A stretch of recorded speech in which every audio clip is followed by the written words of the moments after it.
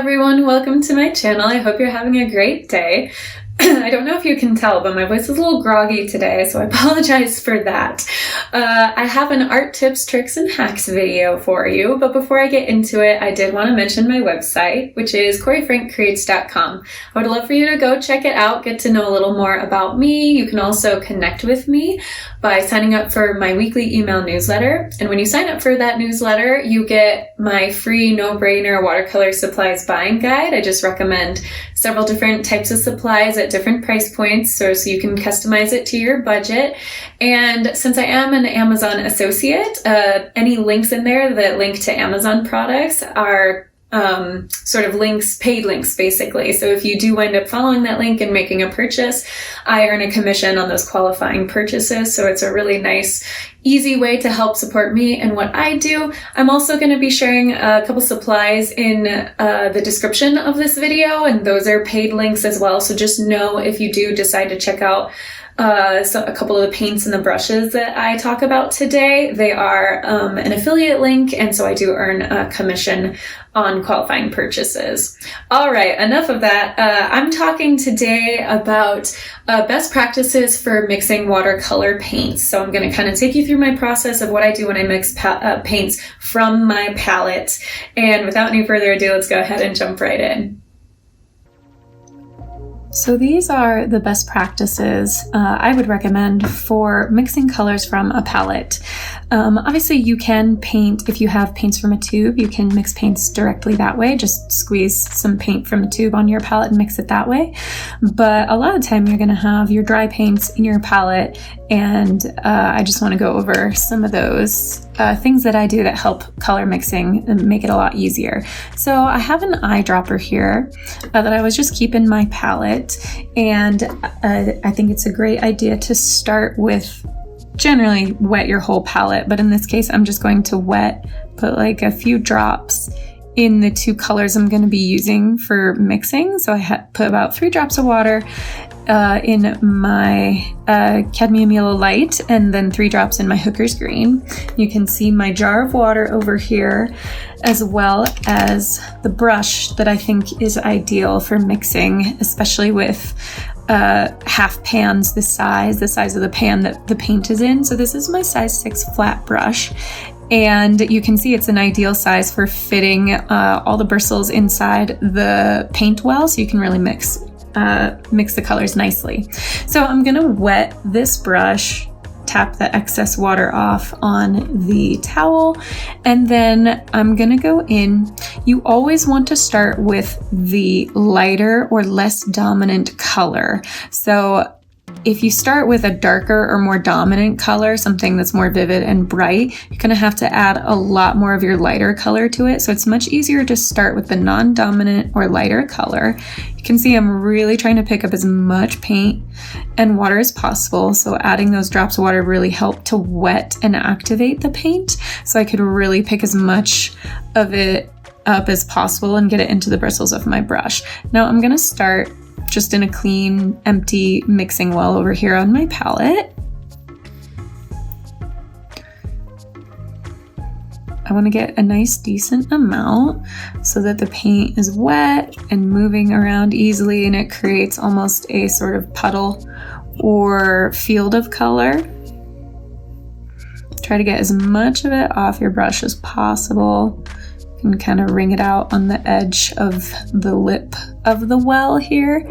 And then you want to rinse your brush really, really well, so that makes your water nice and dirty pretty fast. So really rinse it out,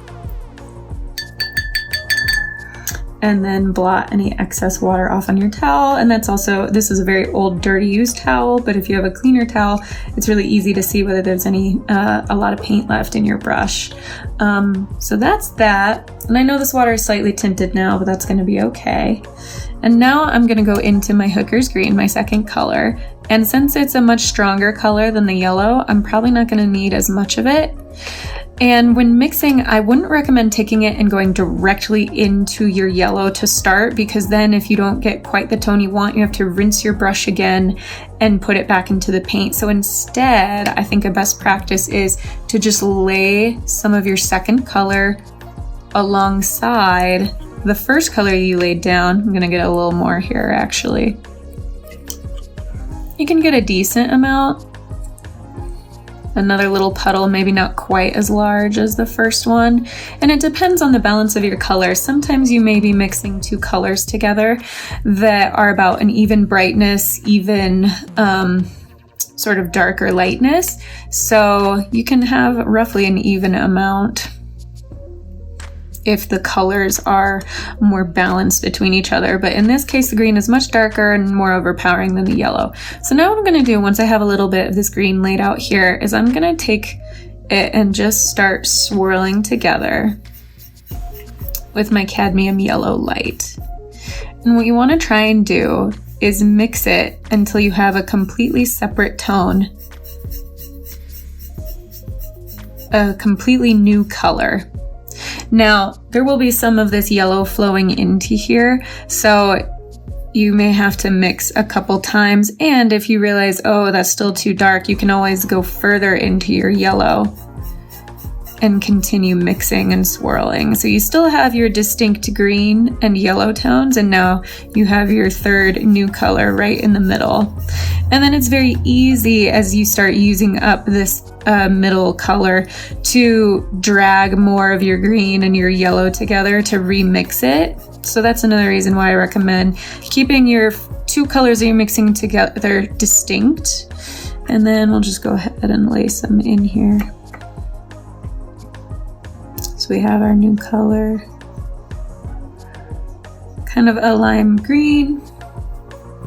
Gonna rinse my brush again because I wanted to show you the difference between the original color.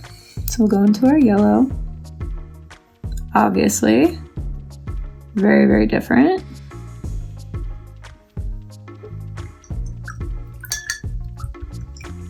Rinse again. It's always important to rinse your brush before you go into any new color. And here is the original Hooker's green.